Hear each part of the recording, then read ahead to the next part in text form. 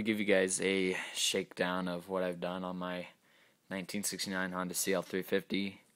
At the beginning of this video, I posted a picture of it, of how I bought it, and as you could probably see, I've come quite a bit of a ways.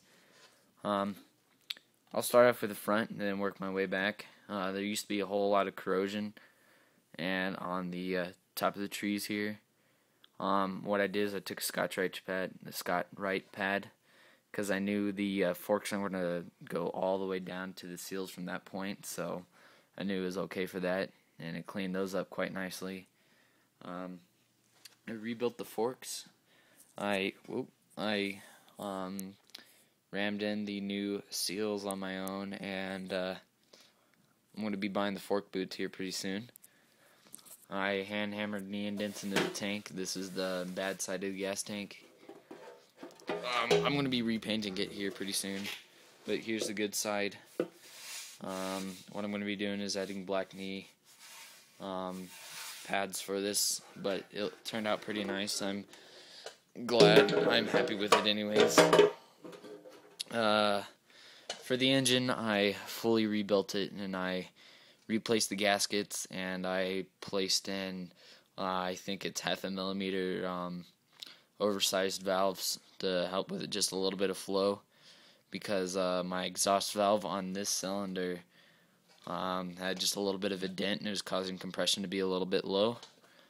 So that problem's solved now, and it sounds like whenever I kick it over, it sounds like it's going to be real mean. So yeah, I've rebuilt the carburetors. They weren't really in need of it. I mean, they weren't corroded or anything like that, which is a benefit. And the diaphragms were both still very soft and still very usable.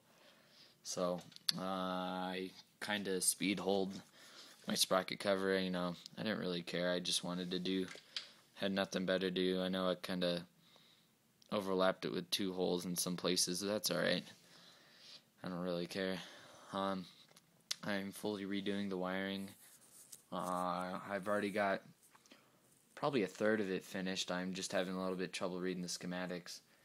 So, and I have a simple one too, which makes it even worse.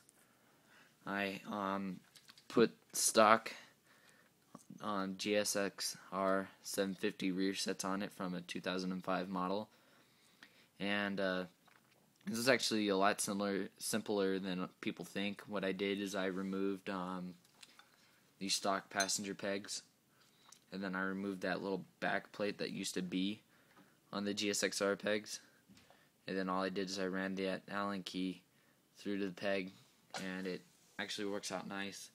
The only problem I've encountered with it so far is the brake side.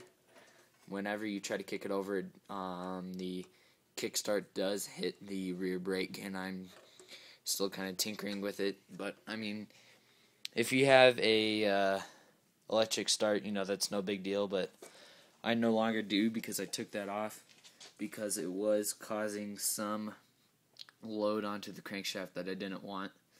So it'll allow me to rev at higher RPMs, which will be nice, because I have the CL350 Type 1 motor, which revs about 600 RPM higher than the other CL or CB models.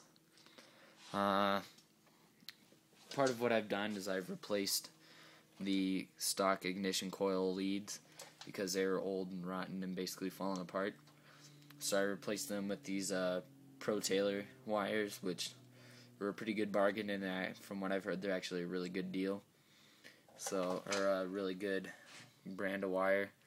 So I replaced them, and now all I need to do is just silicone the top so that they stay in place. And I repainted the frame myself. I used spray paint. It actually came out nice.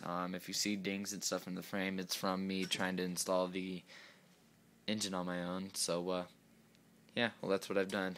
Laters.